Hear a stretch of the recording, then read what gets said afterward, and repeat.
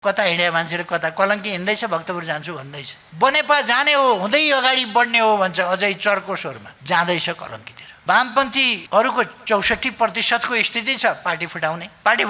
Communist सरकार ढाल्ने, सबै ठाउँमा कम्युनिस्टलाई कमजोर पार्न कुद्ने, अनि समाजवादको नेपाली बाटो भन्ने त्यसलाई। अहिले भर्खरै एउटा महाधिवेशन सकियो, समाजवादको नेपाली बाटो भन्ने एउटा पुस्तिका कति साह्रो ढाँट्न सक्यो भने अचम्मै नि। कम्युनिस्ट पार्टी फुटाउने, सरकार आफ्नै ढाल्ने, आफ्नो पार्टी तसनस पार्ने, अर्काको पछाडि लाग्ने, मित्रलाई शत्रु घोषणा गर्ने, अनि प्रतिस्पर्धीलाई मित्र ठान्ने, विपक्षीलाई मित्र ठान्ने, जोसँग फिलोसफी मिल्दैन, आइडियोलोजी मिल्दैन, केही पनि मिल्दैन, उसलाई दर्शन सिद्धान्त विचार केही पनि नमिल्ने, राजनीति नमिल्ने, उद्देश्य नमिल्ने, गन्तव्य नमिल्ने, बाटो नमिल्ने, त्यस्ताहरूसँग अस्ति हामीले देख्यौँ नि एउटा न्यूनतम साझा कार्यक्रम कतै जाने नै छैन। त्यो किन एउटा भन्छ यता दुईटी छोरीको कुरा त बुढाले गर्दा एउटी माग्छ घाम, अर्की मान्छे पानी भनेको छ। अब यो 5वटा भएपछि त घाम पनि माग्छ, पानी पनि माग्छ, छाया पनि माग्छ, के पनि माग्छ, बादल पनि माग्छ, कुहिरो पनि माग्छ, आकाश छाङ्ग भएको पनि उज्यालो पनि माग्छ। यस खालका कुरा पनि हुने गरेका छन्। एक त गर्दैछ तर भन्दै अर्कै छ र जनतालाई हलमल पार्दैछ, भ्रममा ल्याउँदैछ। सांस्कृतिक विचलन हुँदैन भन्छ, भीषण विचलन गरिरहेको छ। नेकपा एमाले फुटाउन र एमालेलाई समाप्त पार्नु अग्रगमन हो भन्ने, कम्युनिस्ट सरकार ढाल्नु अग्रगमन हो भनेर पार्टी फुटाएर हिँडेका एकजनाले अस्ति भनेछन्। मैले राम जन्मभूमि यहाँ नेपालमै पर्छ है, पुरानो ठोरी, मैले गरिरहेको कुरा त 4000 वर्ष अगाडिको हो, आजको कुरा होइन। यहाँनिर पर्छ राम जन्म। जब राम जन्मभूमि यहाँ पर्छ भने राम सीता लक्ष्मणको शालिग हनुमानको शालिग किन बनाएर नराख्ने? त्यहाँ राखियो। एकजनाले अस्ति भनेको मैले सुने, केपी ओली वामपन्थी होइन रामपन्थी हो भनेर। वामपन्थी भनेको के हो भन्ने कुरा चाहिँ कति बुझिया रहेछन् उनले भन्ने कुरा। हाम्रो सभ्यता, हाम्रो संस्कृतिको पृष्ठभूमिबाट नआइकनको वामपन्थी हो भने हावा वामपन्थी हो, त्यो वामपन्थी नै हुन सक्दैन। हाम्रो सांस्कृतिक पृष्ठभूमि, हाम्रो इतिहास, हाम्रो पूर्वीय दर्शन, हाम्रो पूर्वीय सभ्यता, हाम्रो पूर्वीय संस्कृति, यसको जगमा नउठिकन हामी हाम्रो समाजलाई अगाडि बढाउँछौँ या समाज आज यहाँ आइपुगेको छ यसलाई अगाडि बढाउँछौँ भन्नुहुन्छ भने म त्यसलाई सम्भव देख्दिनँ। यसपल्ट म प्रधानमन्त्रीबाट हटेको पनि असार 29 गते नै सर्वोच्च अदालतले के भन्यो भने 29 गते नै शेरबहादुर देउवालाई प्रधानमन्त्री नियुक्त गरेर उसै दिन शपथ ग्रहण गराउनु भन्ने परमादेश गर्यो। त्यो असार 29 कटाउन नदिने 28 गते फैसला गरेर 29 गतेकै दिन चाहिँ केपी ओली हट्नुपर्छ, हट्नै पर्छ, किनभने अर्को दिन शपथ ग्रहण गराउँदा शपथ ग्रहण नगराइकन हटेको मानिँदैन। त्यसकारण असार 29 मई तरबार त्यसै दिन चलाउनुपर्छ भन्ने यो संयोग यत्तिकै हुँदै गएर भएको होइन, यो एकदमै क्यालकुलेटिभ ढङ्गले नै गरे हो। यो महत्त्वपूर्ण नै रहेछ, यो कुरो निकै महत्त्वपूर्ण रहेछ। त्यसै कारण सम्मानित सर्वोच्च अदालत बाटोबाट कान्लातिर हाम फाल्नु पर्यो। संवैधानिक बाटोबाट कान्लातिर फाल हानेर प्रधानमन्त्री नियुक्त गर्ने संसदलाई थाहै छैन, प्रधानमन्त्री हेरफेर गर्ने संसदलाई थाहै छैन, प्रधानमन्त्री नियुक्त भयो शपथ ग्रहण गरिसक्यो संसदलाई थाहै छैन। हामीले गरेका विकास निर्माण, हामीले जगाएको देशभक्ति, हामीले जगाएको राष्ट्रवाद, हामीले जगाएको राष्ट्रिय अडान, राष्ट्रिय स्वाभिमान, राष्ट्रिय गौरव, जसले देश विकास गर्नुपर्छ भन्ने हामीलाई प्रेरणा दिन्छ। किन अहिले 6 महिनामा ब्याङ्कमा पैसा छैन, ऋण काट्न गयो भनेदेखि पैसा पाउँदैन, जेसुकै धरौटी सरौटी जेसुकै राखोस् पाउँदैन, किनभने ब्याङ्कमा पैसै छैन। यत्रो बिग्ने आयोजना किन काट्नु पर्यो? बजेट छुट्याएको छ, सबै निर्दिष्ट बजेट छ, तर पनि चल्न नसक्ने, गर्न नसकिने, खर्च गर्न नसकिने भनेर किन काट्नु पर्यो? मान्छेहरूले कहिले अलक्षिन पस्यो भन्छन् नि, त्यो अलक्षिन पसेर यस्तो हो। 5वटा अलक्षिन एकैचोटि पसेपछि अनि ढिकुटीको हालत के भयो होला? त्यस कारण यस्ता कुराहरूका विरुद्ध हामीले चाहिँ हाम्रो सांस्कृतिक अभियानलाई योजनाबद्ध ढङ्गले अगाडि बढाउनु छ।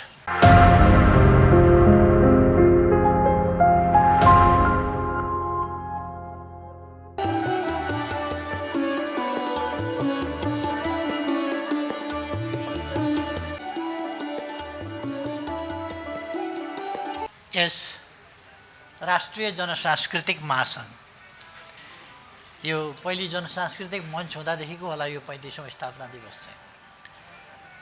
यसको 35औं स्थापना दिवसको सन्दर्भमा यो भेटघाट, चियापान, र विचारहरूको आदान प्रदान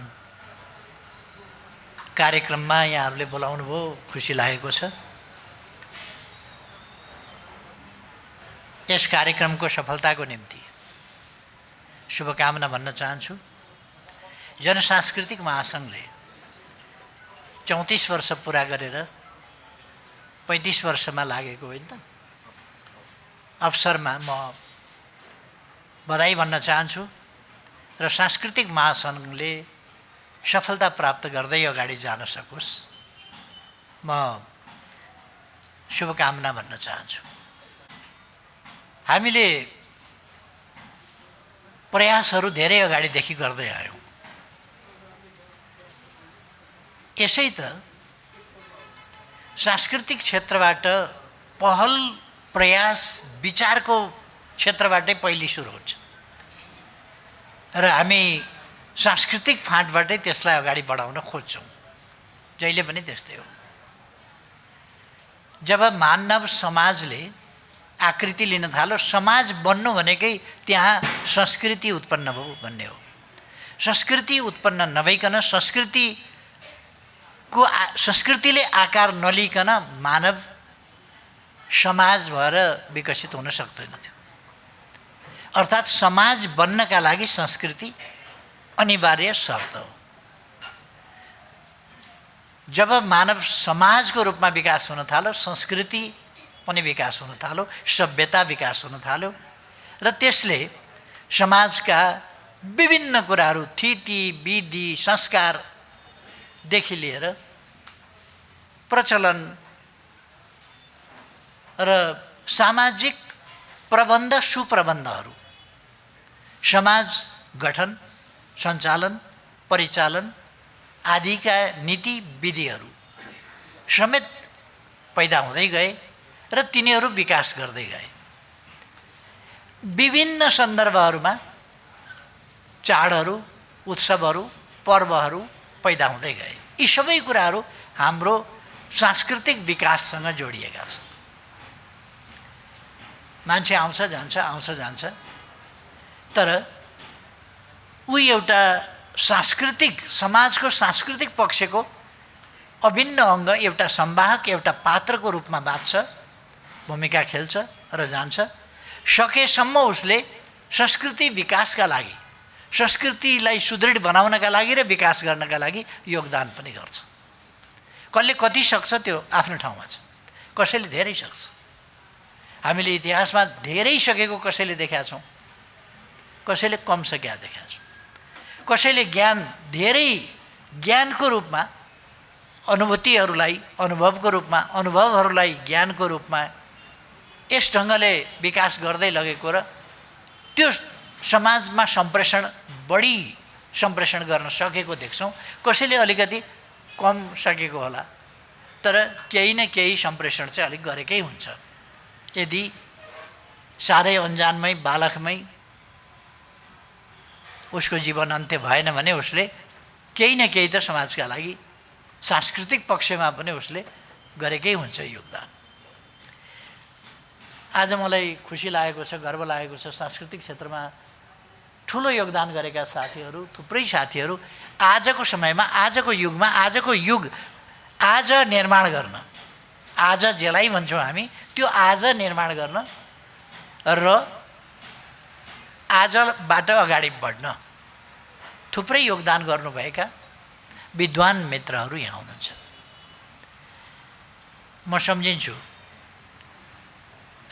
विद्वता थुप्रैमा हुनसक्छ, तर त्यो विद्वतालाई कति प्रभावकारी ढङ्गले प्रयोग गरियो त समाजका लागि, त्यो एउटा महत्त्वपूर्ण कुरा हो। विद्वता थुप्रोमा हुनसक्छ, तर विद्वता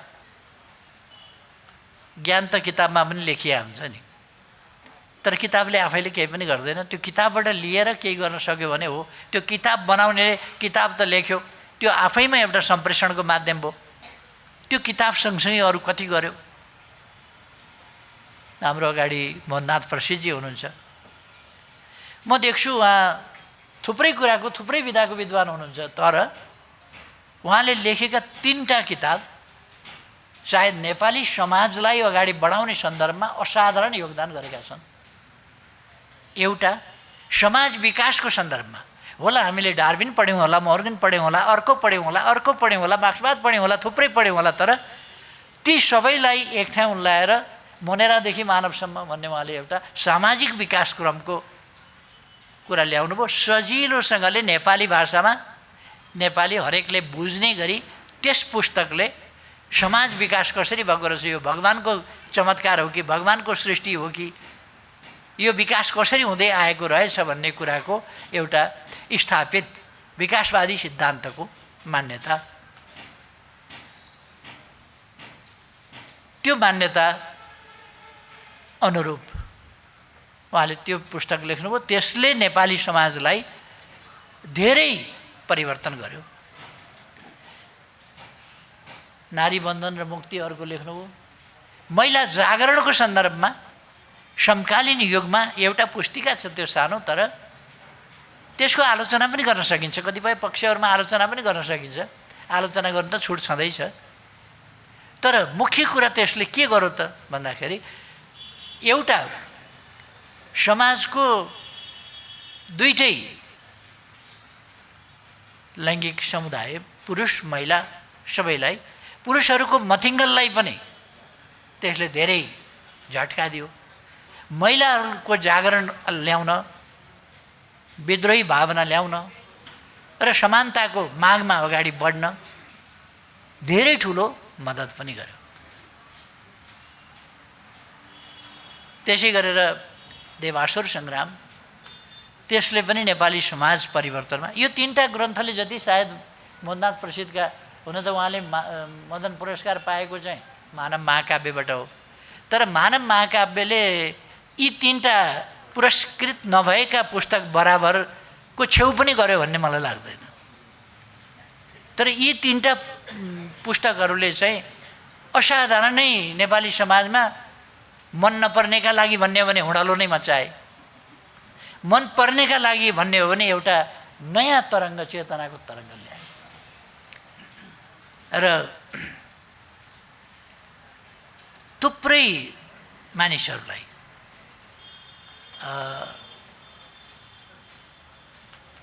मलाई नै लाग्छ, म सानो सानो हुँदा किताब पाइँदैन थियो। म त अलिकति पैसा खल्तीमा भयो भने 20 रुपियाँ भयो भने बनारसतिर हिँडिहाल्थेँ किताब किन्नलाई।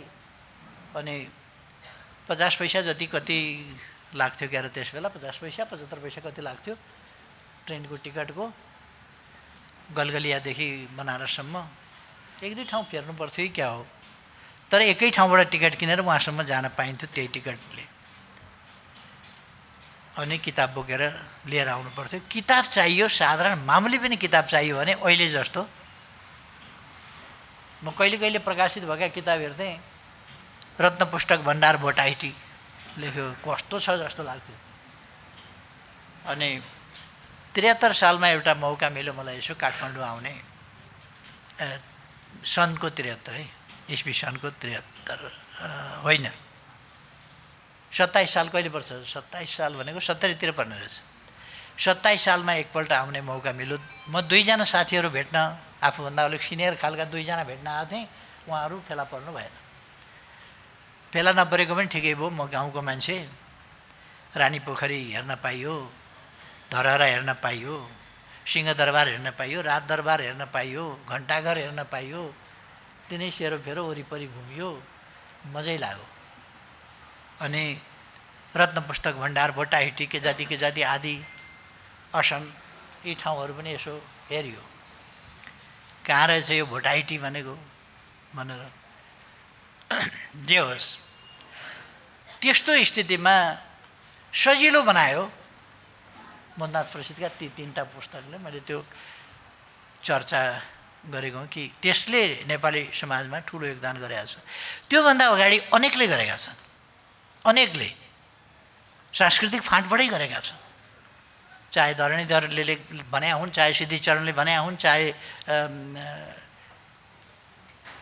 लेखनाथले भने हुन्, चाहे समले भने हुन्, चाहे देवकोटाले, चाहे भीमनिधिले, चाहे भवानी भिक्षुले, चाहे अर्कोले कसैले, अथवा गुरुप्रसाद मैनालीले, अनेकले भनेका अनेकका ग्रन्थहरूमा अनेक कुराहरू उनीहरूले केही न केही सम्प्रेषण गर्न पनि खोजेका छन्, असन्तुष्टि सामाजिक असन्तुष्टि पनि व्यक्त गर्न खोजेका छन्, केही परिवर्तनको सङ्केत पनि गर्न खोजेका छन्, केहीले अलिक ठुलो स्वरमा बिगुल बजाएका छन्, केहीले अलिकति सानै स्वरमा बजाएका होला, केहीले तत्कालीन सत्तासँगको सन्तुलन नबिग्रियोस् भन्ने कुरालाई पनि ध्यानमा राखेका छन्, केहीले तत्कालीन सत्ताका विरुद्ध पुरै बगावत गरेर पनि उत्रिएका छन्। यस्तो थुप्रैले गर्दै आएका छन्। त्योभन्दा अगाडि विदेशी योगमाया जस्ता साधारण महिलाले असाधारण कुराहरू दिएका छन्, असाधारण अभिव्यक्तिहरू।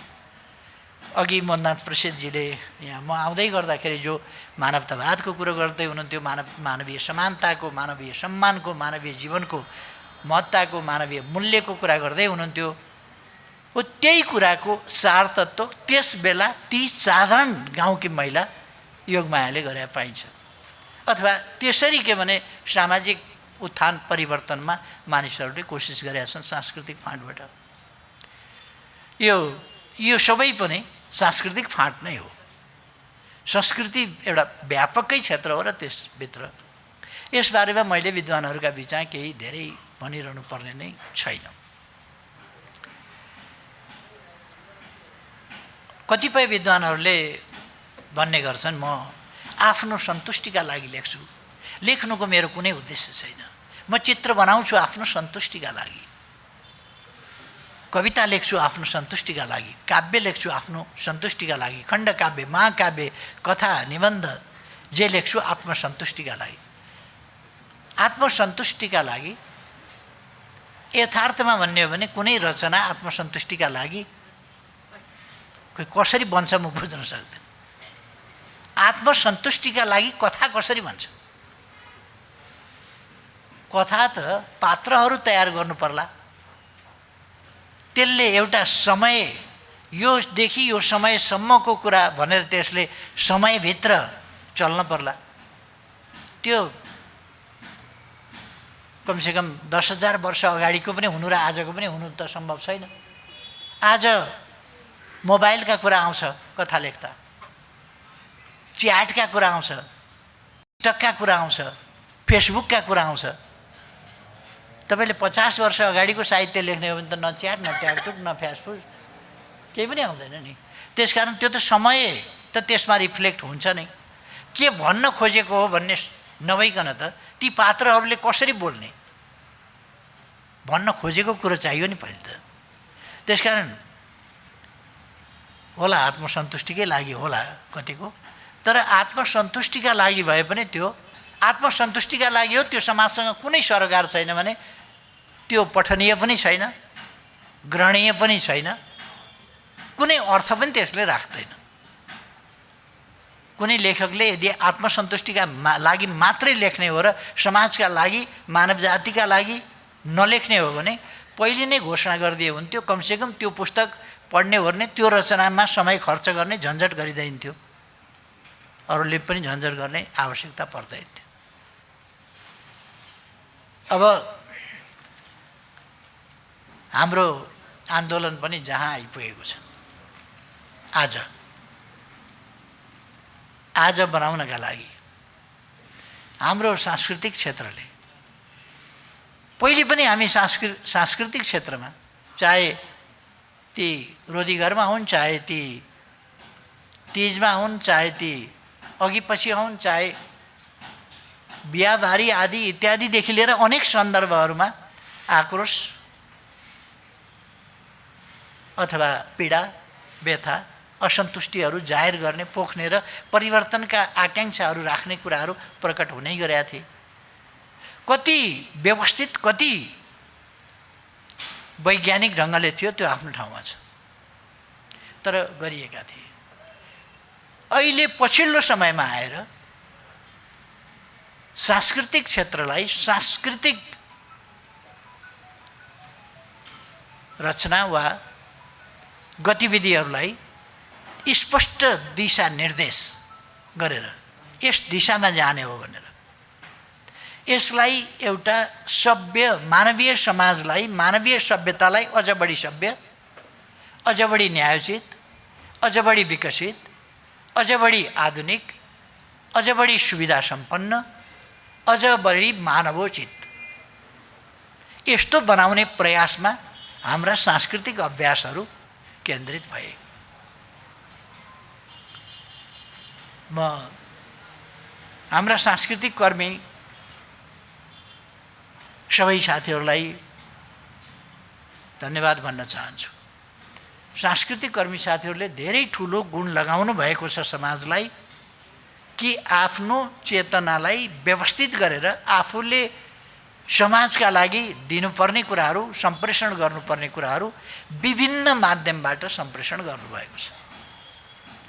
देख्दा देखिएला मूर्ति मात्रै बनाएको छ, तर मूर्ति बनाउँदाखेरि पनि हाम्रो इतिहास कोरिएको हुन्छ। त्यहाँ चित्र बनाउँदा पनि हाम्रो इतिहास कोरिएको हुन्छ, हाम्रो सभ्यता कोरिएको हुन्छ, हाम्रो संस्कृति कोरिएको हुन्छ, हाम्रो परम्परा कोरिएको हुन्छ, हाम्रो पृष्ठभूमि कोरिएको हुन्छ त्यसमा, र त्यसमा हाम्रो वर्तमान पनि रिफ्लेक्ट भएको हुन्छ, हाम्रो ज्ञान रिफ्लेक्ट भएको हुन्छ। त्यसै गरेर अरू विधाहरूमा पनि, र त्यसले अगाडिको बाटो खोजेको हुन्छ। कति सिस्टमेटाइज छ त्यो आफ्नो ठाउँमा छ। मैले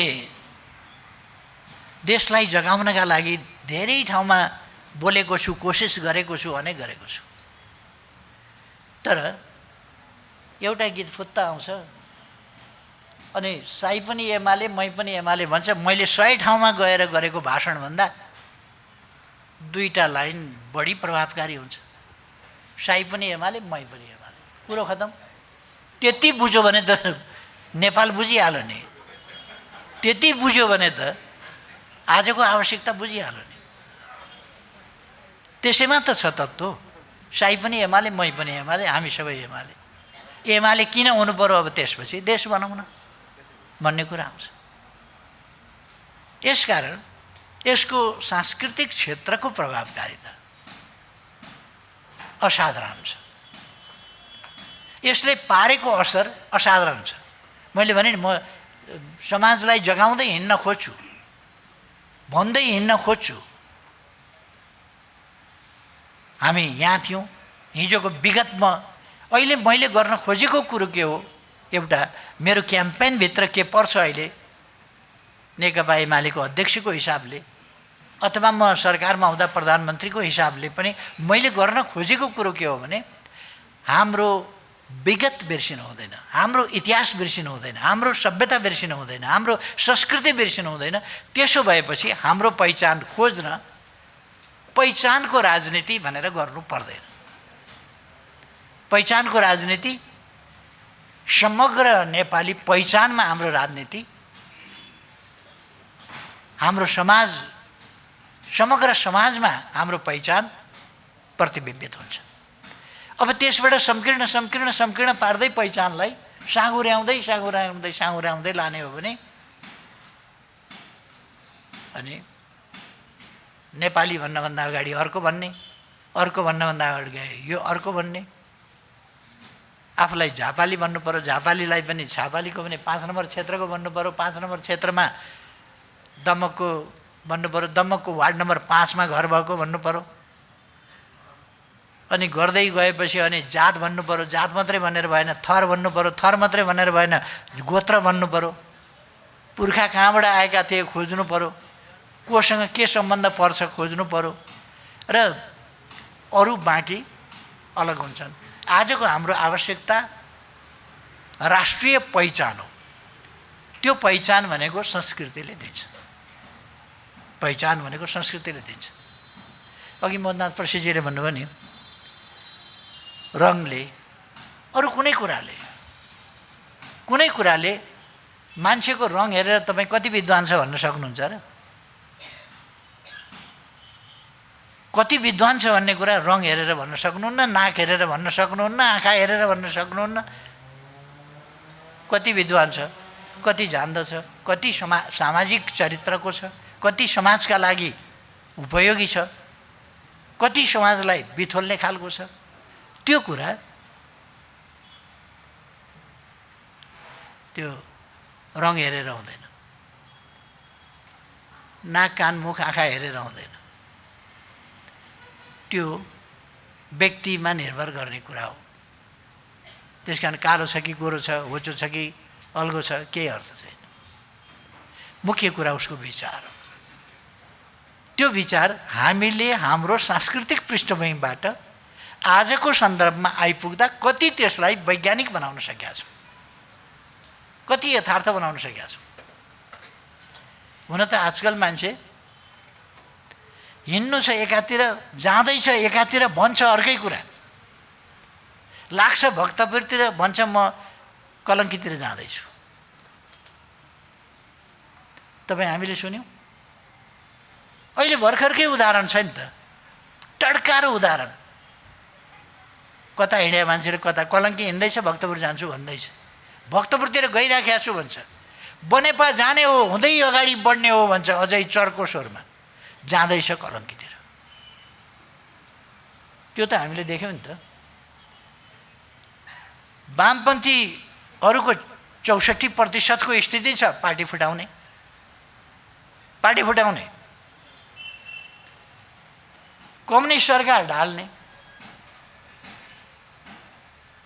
सबै ठाउँमा कम्युनिस्टलाई कमजोर पार्ने, कमजोर पार्न कुद्ने, अनि समाजवादको नेपाली बाटो भन्ने त्यसलाई।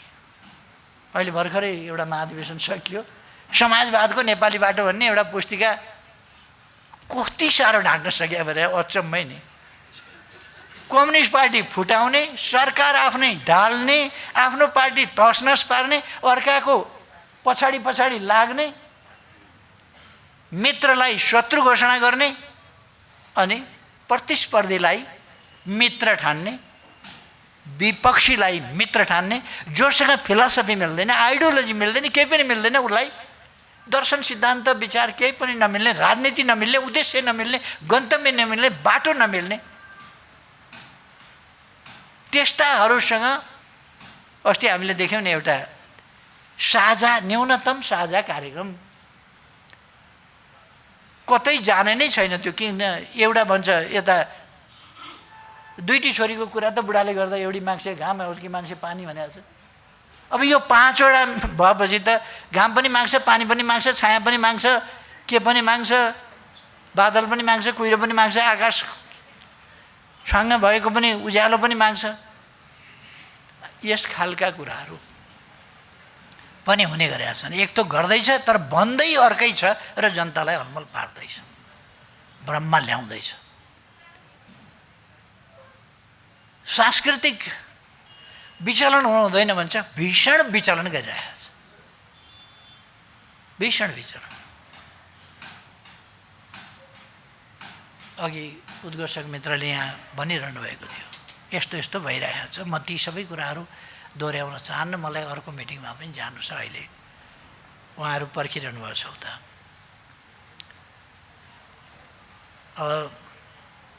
तपाईँहरूले यो विगतमा जुन योगदान पुर्याउनु भएको छ त्यसको म संक्षिप्तमा म प्रशंसा गर्न चाहन्छु।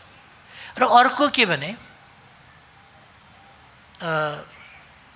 साहित्यकर्मीहरू, संस्कृतिकर्मीहरू, कलाकर्मीहरू, कलाका विभिन्न विधा, नाट्य होस्, अर्को होस्, अर्को होस्, यी विभिन्न विधाहरू, यी सबै क्षेत्रहरूलाई हामीले समुचित ढङ्गले अलिअलि सङ्गठित गरेका छौँ। तर जसरी यो गतिशील हुनुपर्ने, योजनाबद्ध ढङ्गले गतिशील हुनुपर्ने, त्यति भएको छैन। त्यसरी गतिशील नभई, योजनाबद्ध ढङ्गले सङ्गठित रूपमा गतिशील नभइकन वाञ्छित परिणाम चाहिँ हासिल हुन सक्दैन।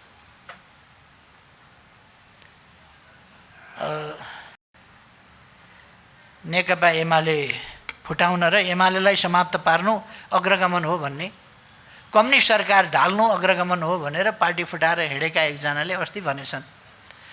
मैले राम जन्मभूमि यहाँ नेपालमै पर्छ है, पुरानो ठोरी, अहिले अलिकति ठोली अलिकति उ पर्ला। मैले गरिरहेको कुरा त 4000 वर्ष अगाडिको हो। त्यसलाई कसैले 7000 भन्ला, कसैले 9000 भन्ला, कसैले 12000 भन्ला, कसैले के भन्ला, तर कमसेकम 4000 वर्ष अगाडिको, आजको कुरा होइन। यहाँनिर पर्छ राम जन्मभूमि। जब राम जन्मभूमि यहाँ पर्छ भने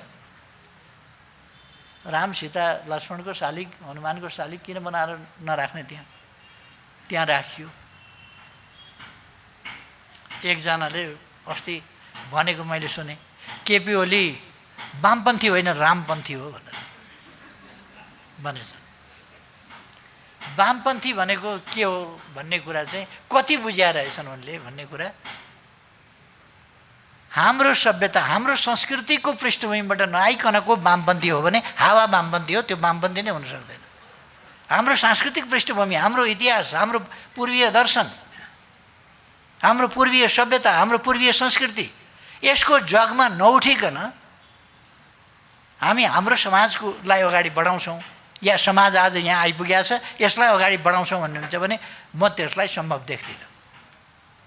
त्यो अरूको नकलबाजीमा समाप्त हुन्छ, नकल मात्रै हुन्छ। त्यो नकलले कुनै काम दिँदैन। त्यो नकल चाहिँ गोपी कृष्ण कौ त सुगाले पनि भन्छ, यो उसले पनि भन्छ, बोल्छ नि त्यो पनि, तर अर्थ बुझेर बोल्दैन। मान्छेले अर्थ बुझेर भने हुन्छ। गोपी कृष्ण कहो भनेर उसलाई सिकाएको बडो पुण्य कार्य गरिराखेको छ उसले, चरा मार्फत भए पनि कृष्णलाई सम्झिएको छ, उसले पुण्य कार्य गरिराखेको छ भन्ने ठानेर हुन्छै हुँदैन, त्यो आफ्नो ठाउँमा होला। तर सुगालाई पुण्य कार्यसँग पनि मतलब छैन, केही पनि मतलब छैन। जे लगातार भन्ने गरिएको छ त्यो सुन्छ र त्यो लगातार भन्ने गरिएको कुरा भन्छ। वामपन्थी भनेको लगातार भन्ने गरिएका सुनिएका कुराहरूको रिपिटेसन होइन। मार्क्सवाद भनेको भन्ने गरिएका र सुन्ने गरिएका कुराहरूको पुनरुक्ति होइन, फेरि वाचन होइन। मार्क्सवाद भनेको पुनर्वाचन होइन। मार्क्सवाद भनेको सामाजिक परिवर्तन सम्बन्धी, मार्क्सवाद भनेको सामाजिक परिवर्तन सम्बन्धी मात्रै होइन, यो त समग्र सृष्टि सम्बन्धी, समग्र ब्रह्माण्ड सम्बन्धी नै यसको आफ्नो वैज्ञानिक दृष्टिकोण रहेको छ, जसलाई हामी द्वन्द्वात्मक भौतिकवादी दर्शन भन्छौँ। यसको समाजसँग जहाँ सम्बन्ध छ त्यसलाई ऐतिहासिक जोड्छौँ। ऐतिहासिक द्वन्द्वात्मक र ऐतिहासिक भौतिकवाद र त्यस्तो दर्शन, यो समाजसँग सम्बन्धित ऐतिहासिकता सम्बन्धित छ। ऐतिहासिकतासँग सम्बन्धित छ भने इतिहास चाहिँ छोडिदिएर अनि मानव समाज, त्यो त मार्क्सले दर्शनमै द्वन्द्वात्मक र ऐतिहासिक भौतिकवाद, त्यहाँ ऐतिहासिकता छ जसले मात्रै समाजसँग सरोकार राख्छ र जोड्छ, नत्र सामाजिक चाहिँ कुरा त्यसबाट फेरि छुट्न सक्छ। त्यसकारण मार्क्सवादी दर्शनलाई अथवा द्वन्द्वात्मक भौतिकवादलाई समाज परिवर्तनसँग मिलाउनु छ भने त्यहाँ ऐतिहासिकताको कुरा आउँछ, इतिहासको कुरा आउँछ, विकास क्रमको कुरा आउँछ। विकास क्रम कति उपयुक्त कति अनुपयुक्त कसरी भएर आयो, यसलाई अब कसरी उपयुक्त ढङ्गले अगाडि बढाउन सकिन्छ, त्यो कुरा आउँछ। त्यही बुझिएन भने अरूले दुनियाँले भगवान भने त्यो हो होइन, त्यो जान्नेहरू जानुन्, भन्नेहरू भनुन्, मान्नेहरू भनुन्। दुनियाँले मानिराखेको छ भगवान, अर्को देशले उसकोमा जन्मिएको होइन तर पनि गर्व गरिराखेको छ, त्यो इतिहास बजाइराखेको छ, आफ्नो ऐतिहासिकता पुष्टि गर्न खोजेको छ, आफ्नो पौराणिकता पुष्टि गर्न खोजेको छ भने हामीले सही कुरा राखेर हाम्रो ऐतिहासिकता हाम्रो पौराणिकता किन नखोज्ने, किन नभन्ने? त्यो कुरालाई वामपन्थ होइन रामपन्थ भनेर माया लाग्यो कठैभरि, वामपन्थी भएर हिँडेको छ, रामपन्थ भनेर हिँडेको छ। पशुपतिनाथको जीर्णोद्धार हामी किन गर्छौँ? मैले सुनको जलारी त्यहाँ लगेर चढाइदिने भने सुनको जलारी चढाएपछि अब पशुपति पन्थ भयो। वामपन्थी होइन रामपन्थी, रामपन्थीबाट पशुपतिपन्थी, अनि के मन्दिर भत्काउँदै हिँड्ने? के गर्छौँ हामी? हाम्रो संस्कृतिलाई के गर्छौँ? हाम्रा सांस्कृतिक ऐतिहासिक परम्परागत सम्पदाहरूलाई के गर्छौँ? के भन्छौँ?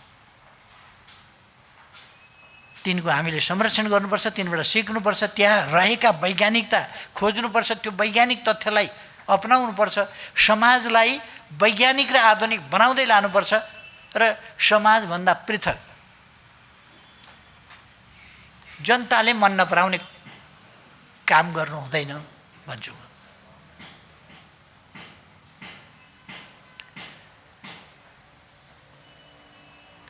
अब विशुद्ध एकाडेमिक व्यक्तिहरू र हामीहरू पोलिटिसियनमा अलिकति फरक के पर्छ भने, एकाडेमिक व्यक्तिले उनीहरूको ठाउँमा यो खानु ठिक छ, त्यो खानु ठिक छ, हाम्रोमा त्यो पूजा गर्नु पनि ठिक छ भन्न सक्नुहुन्छ।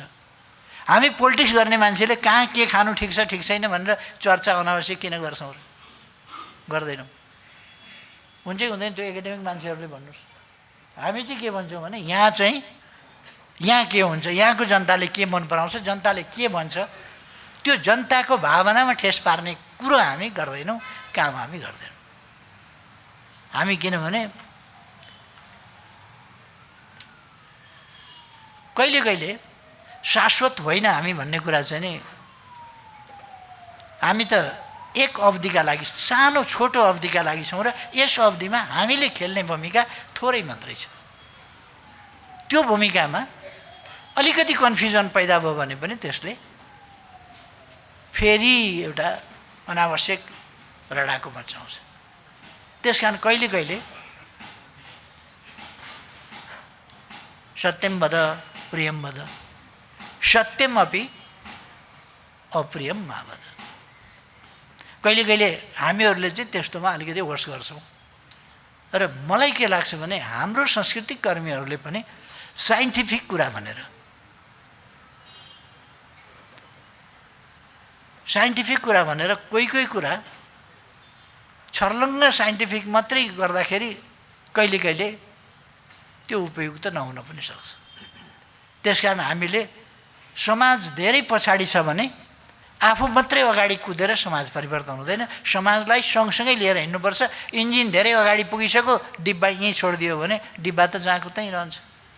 त्यसकारण हाम्रो काम चाहिँ डिब्बासँग जोडिएर डिब्बालाई तानेर नै सँगसँगै लिएर हिँड्ने हो। कहिले कहिले इन्जिनको गति जे थियो त्यो गतिमा डिब्बाको कारणले इन्जिन कुदेन भन्ने देखिन्छ, कुद्नै हुँदैन।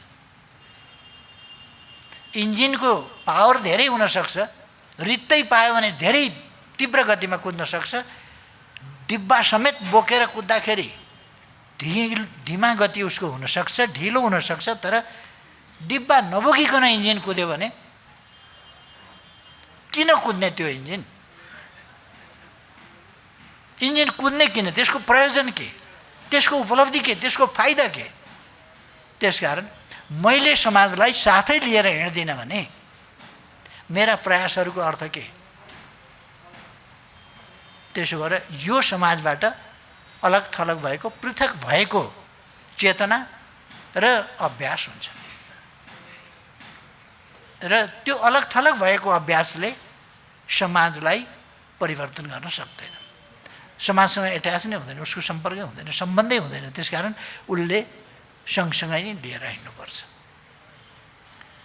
हाम्रो सांस्कृतिक क्षेत्रले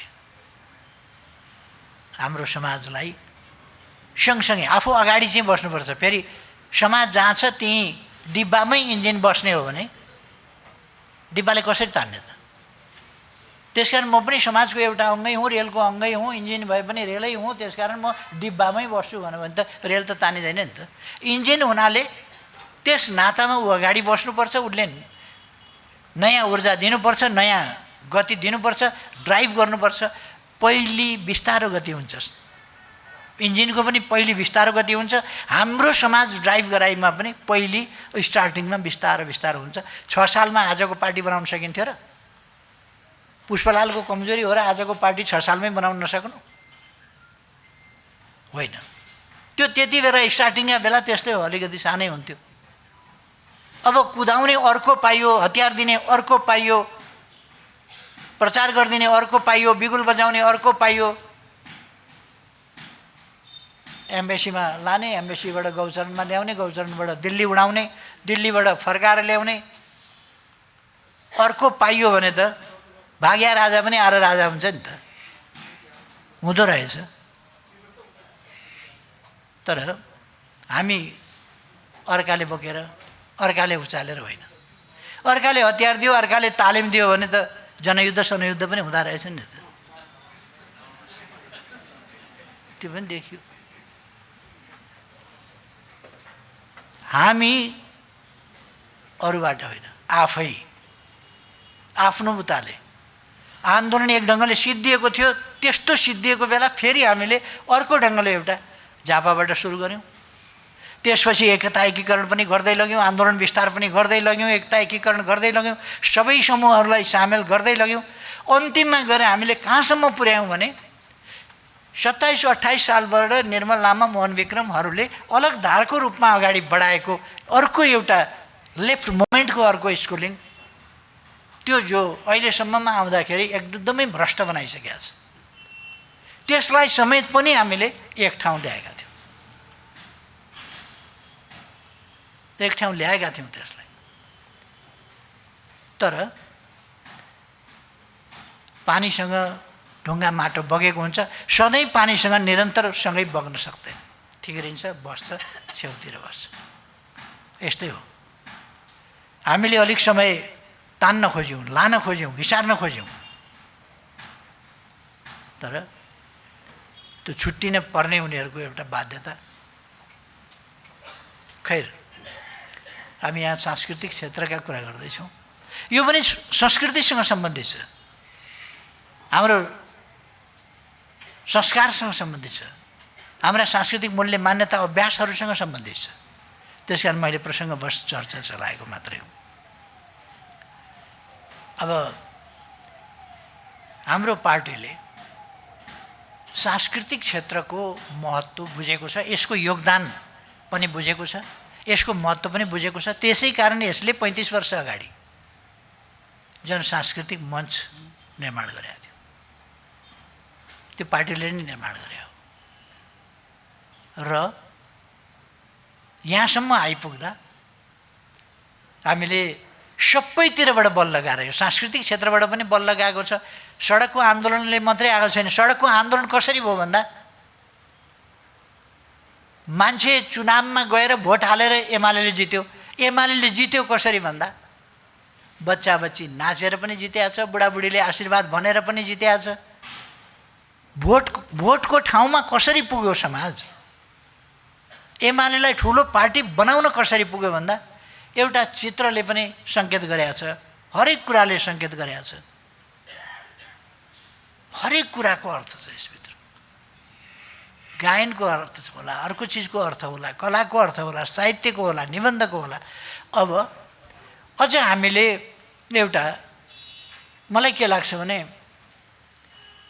विद्रोहका स्वरहरू हामीले बोल्न जान्यौँ, सिक्यौँ। यो आन्दोलन काल थियो, आन्दोलन कालको साहित्य, क्रान्तिकालको साहित्य, परिवर्तनका निम्तिको साहित्य, एउटा आमूल परिवर्तनका निम्तिको साहित्य, जहाँ समाजमा असन्तुष्टि त छँदै थियो, त्यसलाई सङ्गठित गर्ने र त्यो असन्तुष्टि र त्यो अन्तर्विरोधलाई चर्काएर एउटा सङ्घर्षबाट उपलब्धि हासिल गर्नु थियो। त्यति बेलाको साहित्य हामीले रचना जति सक्यौँ त्यति गऱ्यौँ, त्यति बेलाको संस्कृति जे आवश्यक थियो जति सक्यौँ त्यति गऱ्यौँ। त्यसले परिवर्तन पनि ल्याएको छ। तर अब त्यही शैली, त्यही विषयवस्तु, त्यही असन्तुष्टि, त्यही अन्तर्विरोधहरू, समाजको अन्तर्विरोध प्रधानता जुन छ, त्यसैमा टेकेर त्यही अन्तर्विरोधलाई चर्काउने वा विद्रोह र आक्रोशका स्वरहरू नै अगाडि बढाउने समय चाहिँ अब होइन। अब उपलब्धिहरूको रक्षा गर्ने, यस्ता प्रतिगामी तत्त्वहरूलाई भ्रम फिजाउन नदिने, अगाडि बढ्न नदिने र जनशक्तिलाई सचेत, सङ्गठित, परिचालित गरेर अगाडि बढ्ने। अब समृद्ध नेपाल, सुखी नेपाली कसरी हुन सक्छ हो, त्यस बाटोमा जाने। त्यसै कारण अघि भन्नुभयो नि, महाधिवेशन जसको होस्, गीत हाम्रो बज्नुपर्छ, विचार हाम्रो आउनुपर्छ। किनभने अरू विचार बिक्दै नबिक्ने भएपछि देशभक्ति भन्नै पर्यो। यसै गरेर तान्ने हो हामीले। शान्तिपूर्ण आन्दोलनमा तान्ने भनेको यसै गरी हो। समृद्ध नेपाल सुखी नेपाली नै गाउनुपर्छ हरेकले। विकासको चर्चा गर्नुपर्छ हरेकले। पहिले चर्चा के हुन्थ्यो? सिम्पली भन्ने हो भने म प्रधानमन्त्री हुनभन्दा अगाडि आम रूपमा पोलिटिसियनले, राजनीतिज्ञले विकास निर्माणको चर्चा, विकासको चर्चा, अर्थतन्त्रको चर्चा, आर्थिक विषयको चर्चा, यो कि इन्टेलेक्चुअलको कि ब्युरोक्राट्सको उनीहरूको विषय हुन्थ्यो, तर पोलिटिसियनले बोल्दैन्थे। अहिले पोलिटिसियनको एउटा एजेन्डा आर्थिक विकास, समृद्धि, उन्नति र जनताका सरकारका विषय नभइकन अगाडि जाँदै विकासको विषयमा हरेक विकासलाई हामीले अब एजेन्डा बनाएको छ। यो राष्ट्रिय एजेन्डा बनाएको छ हो। यस एजेन्डालाई हामीले समुचित ढङ्गले कसरी अगाडि लान्छौँ, आजको हाम्रो संस्कृतिको चुरो कुरा पनि त्यही हो। बिदा हुन्। कसैले कृषिको विकास गरेर, कसैले उद्योगको विकास गरेर, कसैले पर्यटनको विकास गरेर, कसैले शिक्षक काम गरेर पढाएर, कसैले इन्जिनियर भएर निर्माण कार्य गरेर, कसैले डक्टर भएर मेडिकल फिल्डबाट, फिल्डहरू अनेक हुन सक्छन्, तर सबैतिर घर छन्, तर आँगन एउटै छ भने जस्तो हाम्रो गन्तव्य एउटै छ, समृद्ध नेपाल सुखी नेपाली। सबै हाम्रा क्रियाकलापहरू यस दिशामा हाम्रो सांस्कृतिक फाँट अगाडि जानुपर्छ। मदन भण्डारी कला साहित्य प्रतिष्ठानले 2-2.5 वर्ष अगाडि एउटा राम्रो कार्यक्रम गरेको थियो। यो हिमवत् खण्ड सम्बन्धी साहित्यिक सम्मेलन। त्यस सम्मेलनले वास्तवमा अमेरिकादेखि जापानसम्मका विभिन्न देशमा रहेका नेपालीहरूलाई एउटा ठाउँमा, एउटा मञ्चमा ल्यायो। एउटा भावना, नेपालीपन, त्यसलाई जगायो। त्यो संवाद कायम राख्नुपर्छ हामीले, त्यस संवादलाई। र हाम्रा विभिन्न विधाहरूलाई फेरि एक ठाउँ ल्याउने र हरेक विधालाई आफ्नो आफ्नो ढङ्गले अगाडि बढाउने, ती काम गर्नुपर्छ। फेरि पनि हामीले यो काम चाहिँ खास गरेर फराकिलो सबै विधा, यो जनसांस्कृतिक मञ्चले सबै विधा उगाड्दैन। यसको विधाको अलिकति सीमितता छ, तर सबै विधा उगटेको कला साहित्य संस्कृति, यो कला साहित्य सम्बन्धी, कला पनि साहित्य पनि सम्बन्धी संस्था, त्यसले पनि यो कुरालाई निरन्तरता दिए राम्रै हुन्छ। र हामीले हाम्रो संस्कृति विदेश गएका नेपालीहरूलाई पनि बिर्सिन नदिने। संस्कृति सम्झिनुको अर्थ, यसको कति महत्त्वपूर्ण अर्थ रहेछ, साथीहरूलाई एउटा कुरा सम्झाउँ। कति महत्त्वपूर्ण अर्थ रहेछ यसको भन्ने कुरा। 76 कि 75 मा हो, हामीले भानु जयन्ती मनाउँदा मैले राम जन्मभूमिको कुरा गरेको थिएँ। असार 29 गते भानु भक्तको 205औं कि 7औं त्यस जन्म जयन्तीमा मैले चर्चा गरेको थिएँ। भानुको चर्चा गरेपछि रामायणको चर्चा हुने भयो, रामायणको चर्चा गरेपछि वाल्मीकिको पनि चर्चा हुने भयो, वाल्मीकिको चर्चा गरेपछि रामायण भएपछि रामको त चर्चा हुनै भयो, रामको चर्चा भएपछि राम जन्मिएको, हुर्किएको, बढेको आदि चर्चा हुने भयो। को थिए, कहाँ थिए, कहाँका थिए, त्यो चर्चा हुने भयो। त्यसै प्रसङ्गमा मैले राम जन्मभूमि त्यहाँ भनेको थिएँ। र सायद यो पोहोरको सालै हो क्या हो, अघिल्लो 1 वर्ष, 1 वर्ष त भयो, 2 वर्ष हो। अच्छा, तर यसपल्ट म प्रधानमन्त्रीबाट हटेको पनि असार 29 गते नै सर्वोच्च अदालतले के भन्यो भने 29 गते नै शेरबहादुर देउवालाई प्रधानमन्त्री नियुक्त गरेर उसै दिन शपथ ग्रहण गराउनु भन्ने परमादेश गर्यो। त्यो असार 29 कटाउन नदिने 28 गते फैसला गरेर 29 गतेकै दिन चाहिँ केपी ओली हट्नुपर्छ, हट्नै पर्छ, किनभने अर्को दिन शपथ ग्रहण गराउँदा शपथ ग्रहण नगराइकन हटेको मानिँदैन। त्यसकारण असार 29 मै तरबार त्यसै दिन चलाउनुपर्छ भन्ने यो संयोग यत्तिकै हुँदै गएर भएको होइन, यो एकदमै क्यालकुलेटिभ ढङ्गले नै गरे। यो महत्त्वपूर्ण नै रहेछ, यो कुरो निकै महत्त्वपूर्ण रहेछ। त्यसै कारण सम्मानित सर्वोच्च अदालत बाटोबाट कान्लातिर हाम फाल्नु पर्यो। संवैधानिक बाटोबाट कान्लातिर फाल हानेर प्रधानमन्त्री नियुक्त गर्ने संसदलाई थाहै छैन, प्रधानमन्त्री हेरफेर गर्ने संसदलाई थाहै छैन, प्रधानमन्त्री नियुक्त भयो शपथ ग्रहण गरिसक्यो संसदलाई थाहै छैन, परमादेश भयो। चुनाव किन चाहियो अब, संसद किन चाहियो अब, यति ठुलो किन गर्नु पर्यो होला। हामीले गरेका विकास निर्माण, हामीले जगाएको देशभक्ति, हामीले जगाएको राष्ट्रवाद, हामीले जगाएको राष्ट्रिय अडान, राष्ट्रिय स्वाभिमान, राष्ट्रिय गौरव, जसले देश विकास गर्नुपर्छ भन्ने हामीलाई प्रेरणा दिन्छ। किन अहिले 6 महिनामा ब्याङ्कमा पैसा छैन, ब्याङ्कमा पैसा छैन, ऋण काट्न गयो भनेदेखि पैसा पाउँदैन, जेसुकै धरौटी सरौटी जेसुकै राखोस् पाउँदैन, किनभने ब्याङ्कमा पैसै छैन। यत्रो बिग्ने आयोजना किन काट्नु पर्यो? बजेट छुट्याएको छ, सबै निर्दिष्ट बजेट छ, तर पनि चल्न नसक्ने, गर्न नसकिने, खर्च गर्न नसकिने भनेर किन काट्नु पर्यो? मान्छेहरूले कहिले कहिले अलक्षिन पस्यो भन्छन् नि, त्यो अलक्षिन पसेर यस्तो हो। 5 वटा अलक्षिन एकैचोटि पसेपछि अनि ढिकुटीको हालत के भयो होला?